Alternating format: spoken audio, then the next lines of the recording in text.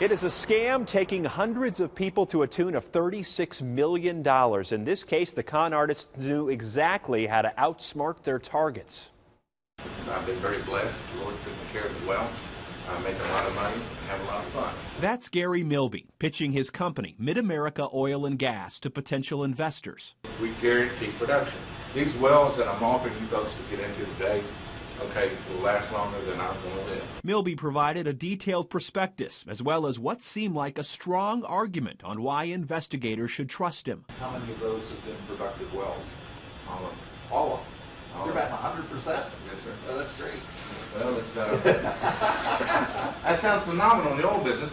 The man asking Milby that question is Robert Buechner, a lawyer who had invested in similar projects with other companies. And he basically guaranteed that the wells would be productive and that essentially the people would make money. Buechner was intrigued and did his due diligence, including visiting the oil wells to see them firsthand.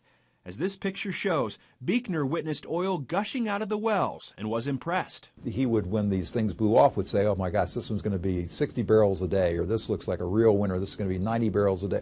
The truth, it was all a show. Well, what we found is that they had pumped that oil in and staged it just for the investors to try and make an impression on them. It's another tactic that they use to try and get people to make a decision quickly, and they plan on the investors' emotions. Gary Milby, along with attorney Brian Kaufman, lured more than 260 victims into this scam.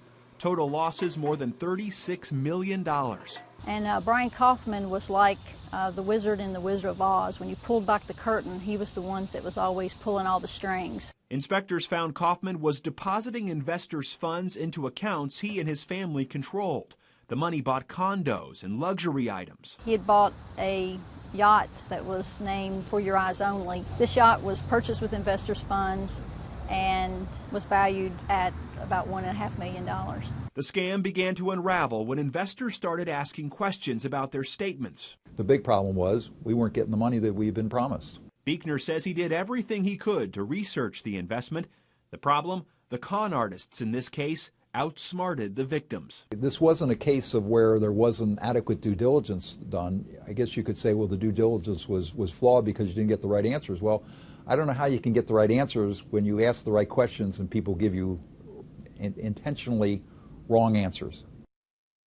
Brian Kaufman and Gary Milby were both charged with 8 counts of mail and 9 counts of wire fraud. A judge sentenced Milby to 20 years in prison, and Brian Kaufman received 25.